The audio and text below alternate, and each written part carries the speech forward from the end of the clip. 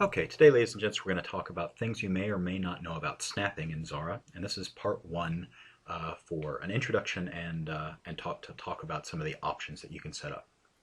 All right, so first of all, snapping. There are three different types of snapping. One is called snap to grid, magnetic snapping, and the third is snapping to guidelines or guide objects.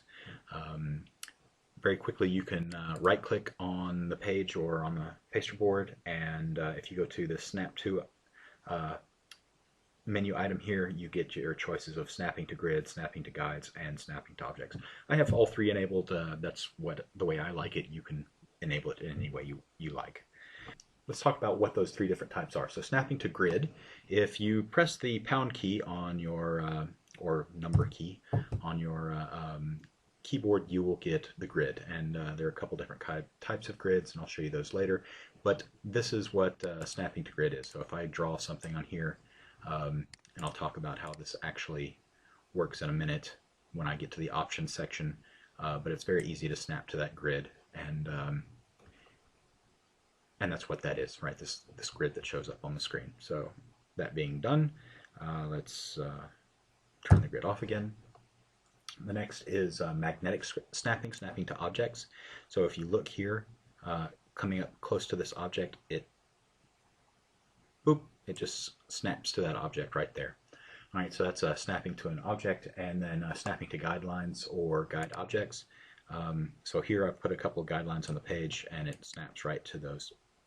You can see it jumps kind of just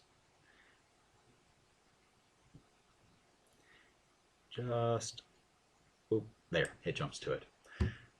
All right, that's snapping to guidelines or guide objects. To show you that real quick, I'm going to press Control C, and if I go to my guides layer, I've selected my guides layer in the page and layer gallery, Control Shift V, and let me move it down a little bit so you can see. I now have a guide object on that layer, and if I want to, I can move this right to that guide layer, right to that guide object, right?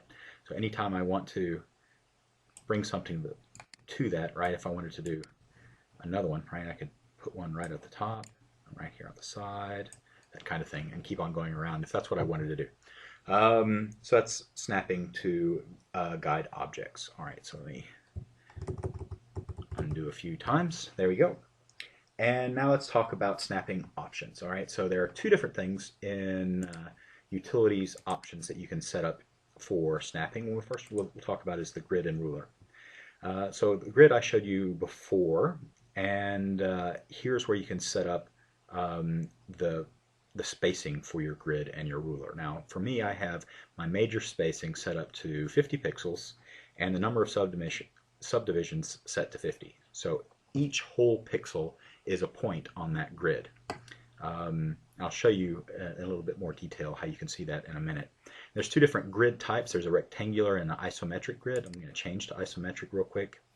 And the rest is this, the origin point and which way X and Y goes. So that's not that important right now. So let me go ahead and press apply real quick and say OK. I'm going to show you the difference between the rectangular grid and isometric. The rectangular, it was just rectangles as you saw before. Isometric looks like this, and it's kind of more a diagonal shape. It's really kind of cool if you want to do kind of 3D objects, right? I mean, you could follow this grid around. I'm still on this on the guides layer, and then go to mouse off and Control Shift V to paste it in place. There you go. So there's my, right? That's one way of doing it, and if I want to keep this up, I could just keep on going around like this and make sides to it, right?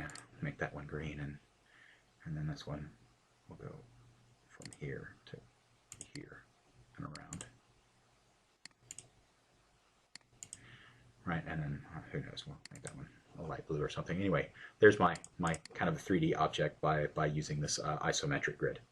But let's go back actually to the utilities options window, turn it back to rectangular, and apply. You can go see it goes right back to rectangular.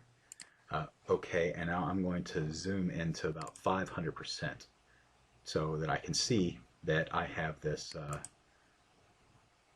every whole pixel now, right? There are 50 subdivisions. So this 30 to 35 is really 300 pixels to 350 pixels, right? And if I were to draw something right here, right, I get exact pixelization, right? I don't think I can even, I may have to even zoom in a little bit further. Let's try 2000. That's easier to see. All right, so there you go. You can see those are individual pixels basically, and I can't even draw in between one, I don't think. No. All right, and then the last thing I want to talk about under the utilities options is on the mouse. You can control down here under magnetic snap radii uh, how far away you need to be from something before it snaps. The point is the circle around a single point that it jumps to that point, snapping to it. The line is the distance to either side of a line before it snaps to it. It's important to keep the point number slightly higher than the line number because it's easier. That way, it should be easier for you to snap to the end point of a line than to the to the line itself. It sounds kind of silly, but it's more important to you're going to want to snap to the end point of the line more than you're going to want to snap to the line itself.